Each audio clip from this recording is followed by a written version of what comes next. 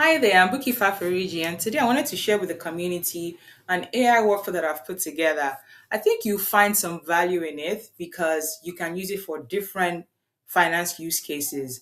I've already used it for a sales capacity planning AI workflow that really is very solid. And I've also used it for CX.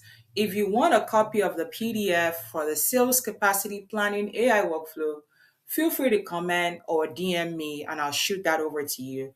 But today I wanted to do a quick live demo of how you can set this up using my CX example. And once you see that, you really literally see that you can apply the same methodology, the same mechanics to other finance use cases. So come along with me. So I mentioned earlier that I used NotebookLM and Claude. Now I used three different variants of Claude. I use Claude Code, Claude Skill, and Claude Cowork. So let me show you how the sausage got made.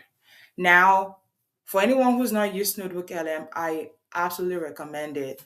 It's so powerful, especially if you're trying to get data summarized in a way that is easily digestible. And it's just a very robust AI tool. People are sleeping on it. They don't know Notebook LM is out there, and I'm still surprised. So anyway, now today you know what Notebook LM can do. So first of all, if you haven't tried this, you probably open an account. Once you do that, click try Notebook LM and that would open a new page. You create new. But for this demo, let me just create new so that you can see what that looks like. And so what I'm trying to do here, the first step is, remember I talked about CX. Why did I pick CX for this example? Because CX is first and foremost a relationship based dynamic. So for instance, a CSM has spoken to the client. She felt good vibes on the call. She's absolutely confident that the client is going to renew and be with us for the next who knows how many years. And so the business is caught off guard and blindsided when this said customer then churns the next quarter and don't renew.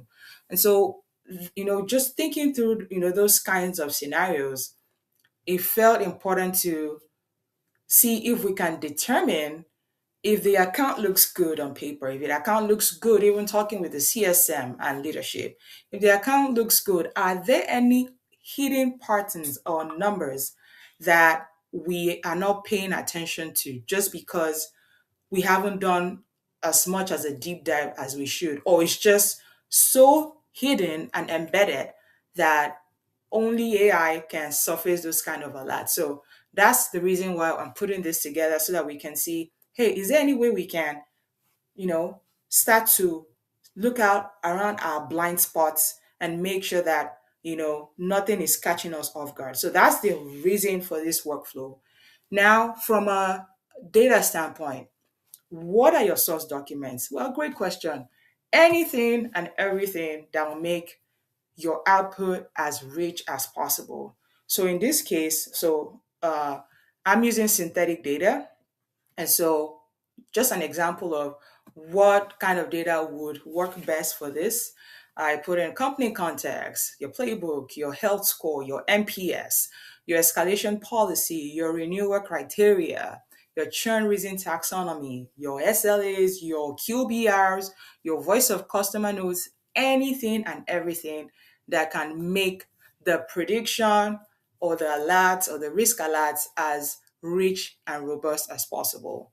And so once you have all of that uploaded in your Notebook LM, then you can go to ChatGPT or Claude and say, hey, I want you to create a structured knowledge inventory. Let me show you an example of what my prompt looks like.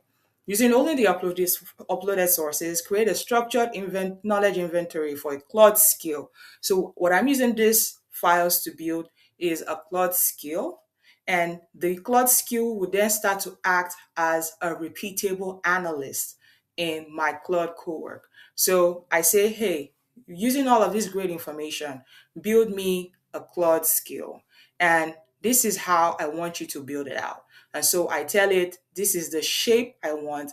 This is what I'm trying to track. I want to see this blind spot detection rules, deterministic alert rules. So you pretty much guide it to, okay, what do you want to see from an output standpoint?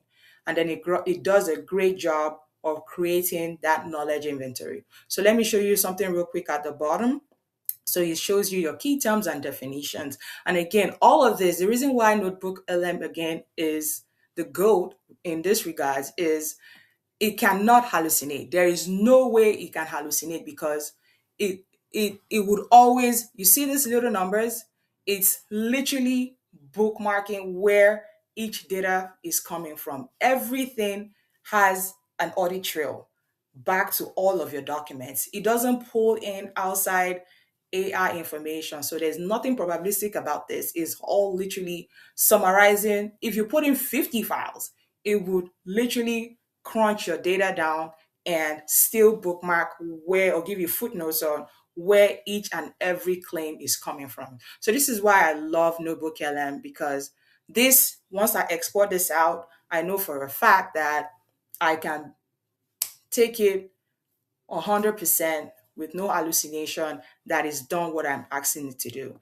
So the performance indicators will then be some of the things that will help us to determine, okay, is the trigger, as the trigger set off an alert where then I have to pull in leadership to look at this scenario. But let me walk you through that. That will come down later in the line.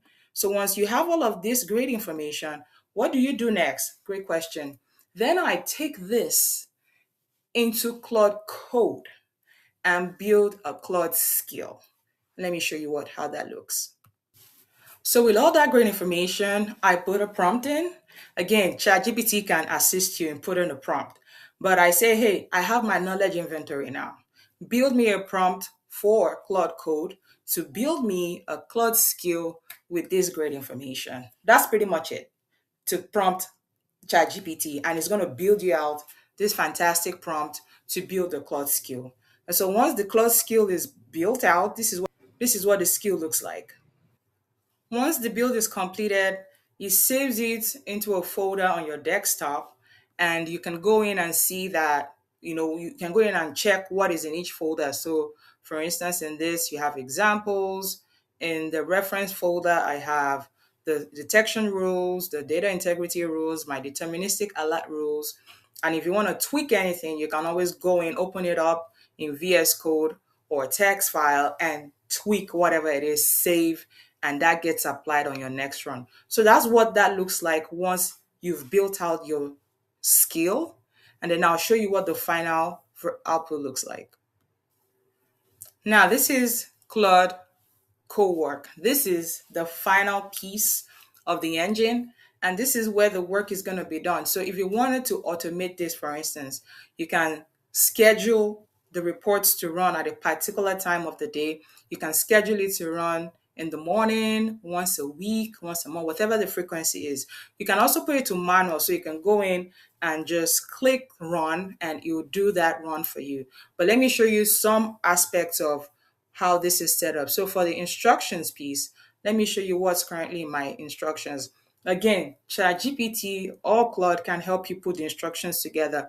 But what my instruction entails is just reminding it that this is a skill that I have built. This is the intention of the skill. This is what I want to get from an output standpoint. So pretty much, describe what you're trying to achieve with the co-work settings and the Claude skill, so that the more information it has, the more it would help it provide, clarity and better results once the analysis starts. So I'm saying, hey, your role, you're the CX co-work for the customer success. You help me detect customer blind spots. Don't replace this customer success team, point out gaps, answer these kind of questions and all of that. Again, you can DM me if you want more information on how I put the prompt together. But you put in the instruction, you tell it, I want to see this kind of exports. I want to see my audit trail in Excel. I want to see a PowerPoint put together. I want to see a PDF. I want to see an email draft, which is what I've done already. So let me show you how my schedule setting looks like. So you can see I did a couple runs already, trying to test it.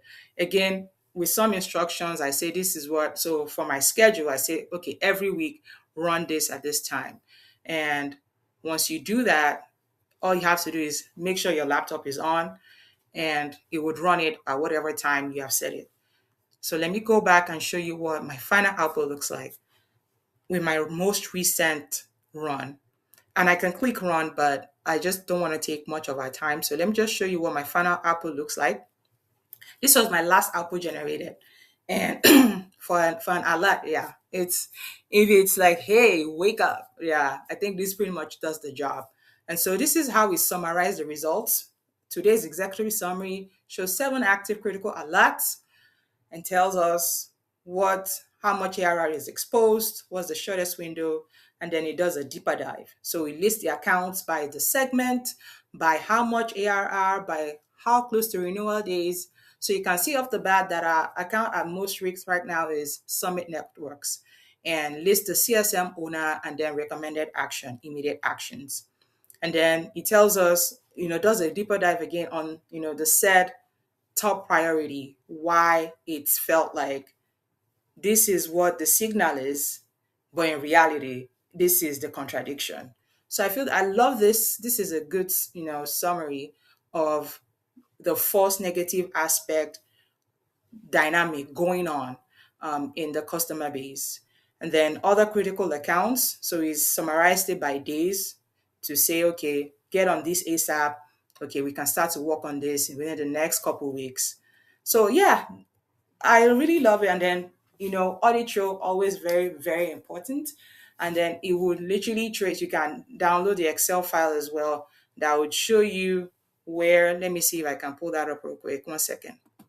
So this is the Excel. So you can see the summary. Again, you can flip through and read, and then the blind spot audit trail. So it's pulling the by ID, by account, by alert type, by severity, by claim, and then by the source. So source field, confidence, and then audit status. My evidence ledger, again, with all the different criteria, and then my ARR exposure, how much am I losing if I lose all these accounts, what's my urgency category, and then my leadership alert email. So the way I built this is I don't let it auto send an email. So I've put in a loop to say human in the loop. I need to review before I hit send. So you can see at the top, draft leadership alert email, awaiting human authorization before send. So again, this is the end-to-end workflow of the CX check your six. Yeah. Check your six, blind spot workflow. And like I said, it doesn't matter what your use case is. Once you can think of or orchestrate from the start to the end, you'll be surprised what tools we have available. Because I feel sometimes that we, get tempted to over-engineer stuff because there's just so much out there, But I just wanted to show 2 things we already use that work really great together. So feel free to ask me questions if you kind of want to know in deeper length how I put this together. Yeah, feel free to comment or ask me questions. But yeah, I just wanted to share this with you. I hope you gained something, 1 or 2 lessons from it, and catch you in the next video. Thanks for watching.